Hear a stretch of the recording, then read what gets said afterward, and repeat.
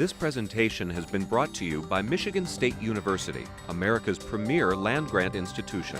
150 years of advancing knowledge, transforming lives. You talked about working with students and teaching them about band and the way you do it here at MSU. Did you have to teach him anything about band?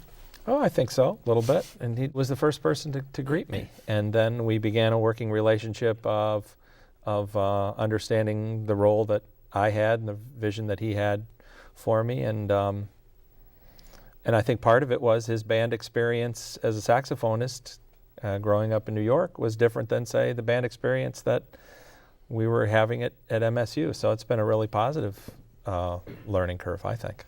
And how did they sell you on a jazz studies program? Oh, gosh. Never needed to be sold on a jazz studies program. It was in my experience, although I wish I had many more proficient skills in the world of jazz. It's the American music. It's brought a tremendous dimension to our College of Music, which has many parts: classical, chamber, academic side of theory, history, but jazz brings a terrific dimension, and the faculty didn't need to be persuaded when we had discussions about starting a jazz studies major. There was 100% support from the faculty, and you wouldn't find that everywhere. The other element that makes that possible, who are the people that are going to lead it? And they knew that in Rodney and his colleagues, they had some of the most talented performers and committed educators that you can find in the United States or around the world. When Wynton Marsalis was here playing, I watched the two of you in the audience, and he had been talking and you were listening, and he picked up a horn at one point and he started to play, and I watched both of your eyes fly open, and there was a certain amazed, stunned look. I don't know what that look was, but I wasn't expecting that from the two of you, being so knowledgeable and being around this all of your lives. Well, I remember, I certainly don't know him personally. You know, Rodney and Wynton are very close friends, and it was a great gift for us that they collaborated, and we had the students from Interlochen down, and it was a pretty stunning day. And my thought was, after hearing him many times and knowing what I was about to hear, for me the reaction was both in the way he interacted with the students, a master teacher. But I think what got the reaction from me was just the level of artistry, the depth at which he could display his craft and music, and it was completely an expression of himself.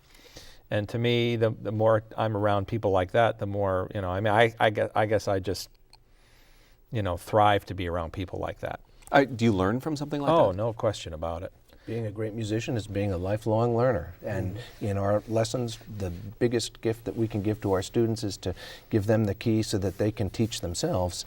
And listening to someone like Wynton Marsalis or Rodney or a group that John is conducting is an opportunity to learn and grow. And the best musicians have made it a high priority to continue to stay around people like that inspire them. The best musicians aren't done learning.